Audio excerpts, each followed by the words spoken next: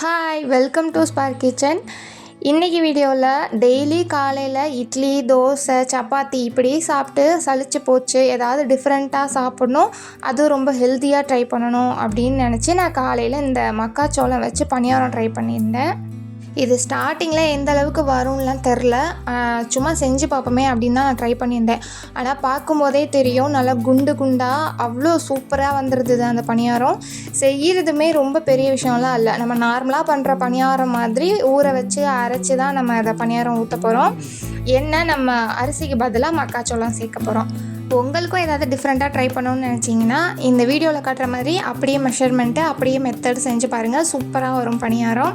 அதுக்கு முன்னாடி நம்ம சேனலை இப்போ தான் ஃபஸ்ட் டைம் பார்க்குறீங்கன்னா கண்டிப்பாக சப்ஸ்கிரைப் பண்ணிவிட்டு பாருங்கள். இந்த மாதிரி இன்ட்ரெஸ்டிங்கான ரெசிபீஸ்லாம் அடுத்தடுத்து கண்டிப்பாக அப்லோட் பண்ணுவேன், மிஸ் பண்ணிடாதீங்க.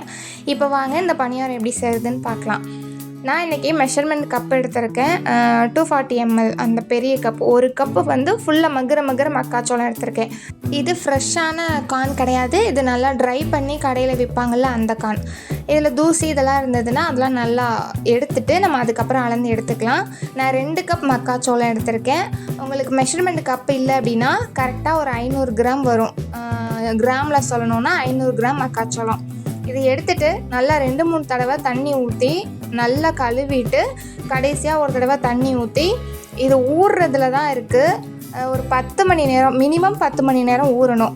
10 மணி நேரத்துக்கு மேலே எவ்வளோ வேணாலும் ஊற வச்சுக்கலாம், ஆனால் மினிமம் 10 மணி நேரமாவது ஊறணும். அதை தனியாக ஊற வச்சிடலாம். அடுத்து இப்போ உளுந்தம்பருப்பு, மக்காச்சோளம் 10 மணி நேரம் ஊறணும், ஆனால் உளுந்தம்பருப்புக்கு அவ்வளோ டைம்லாம் தேவையில்லை, ஒரு 2 மணி நேரம் ஊற வச்சா போதும். நம்ம மாவு அரைக்கிறதுக்கு ஒரு 2 மணி நேரம் முன்னாடி 1/2 கப் உளுந்து எடுத்திருக்கேன்.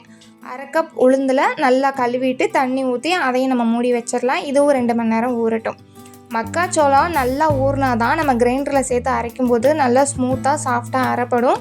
சப்போஸ் நம்ம ஊறலை சரியாக, ஊறுற டைம் கம்மியாக வச்சிட்டோம் அப்படின்னா சுத்தமாக அரைப்படாது, ரொம்ப நேரம் ஆகும் அரைக்கிறதுக்கு.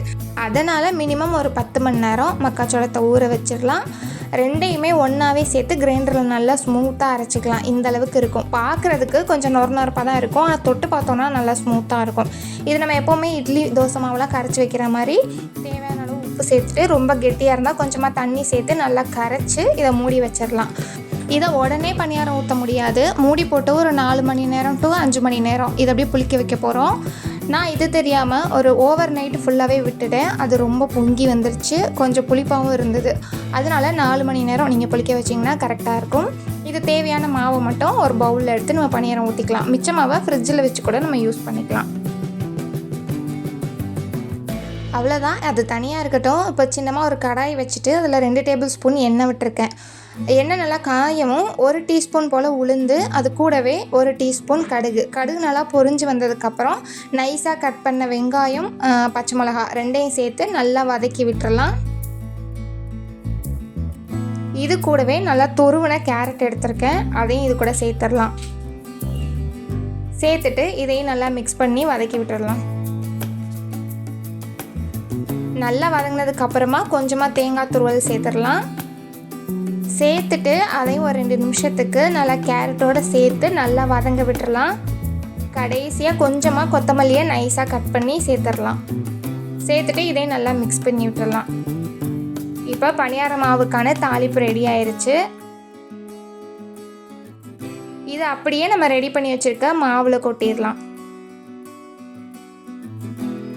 நம்ம கரைக்கும் போதே உப்பு போட்டிருக்கோம். சப்போஸ் உப்பு பத்தலை அப்படின்னா இந்த ஸ்டேஜில் கொஞ்சமாக உப்பு சேர்த்து நல்லா மிக்ஸ் பண்ணிக்கலாம். பாருங்கள், மாவு இந்த அளவுக்கு திக்காக இருக்கணும்.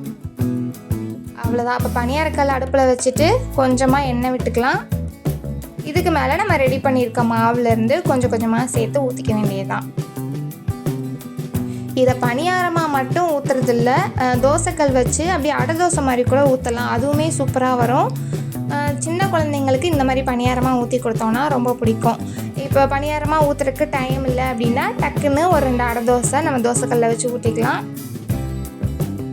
ஒரு சைடு வெந்ததுக்கப்புறமா இன்னொரு சைடு திருப்பி போட்டுடலாம். ஸ்டவ்வை ரொம்ப ஹைலேலாம் வச்சிடாதீங்க, சீக்கிரமாகவே கரிஞ்சு போயிடும். உள்ளே வேகிறதுக்கு லேட் ஆகும். ஏன்னா நம்ம மக்காச்சோளங்கிறதுனால பொறுமையாக தான் வேக வைக்கணும். ஸ்டவ்வை முடிஞ்ச வரைக்கும் மீடியம் ஃப்ளேமில் வச்சு நல்லா மூடி போட்டு 2 சைடுமே குக் பண்ணி எடுத்துக்கலாம். இந்த பணியாரம் ஃபெயிலியர் ஆகிறதுக்கு வாய்ப்பே கிடையாது. நம்ம மக்காச்சோளத்தை மட்டும் 10 மணி நேரம் நல்லா ஊற வச்சிட்டோன்னா போதும். ஊற வச்சிட்டோன்னாவே அழகாக ஸ்மூத்தாக அரைஞ்சி வந்துடும். ஸ்மூத்தாக அரைஞ்சதுனாவே பணியாரம் சூப்பராக வந்துடும். அதனால் இது ஃபெயிலியர் ஆகிறதுக்கு சான்ஸே இல்லை.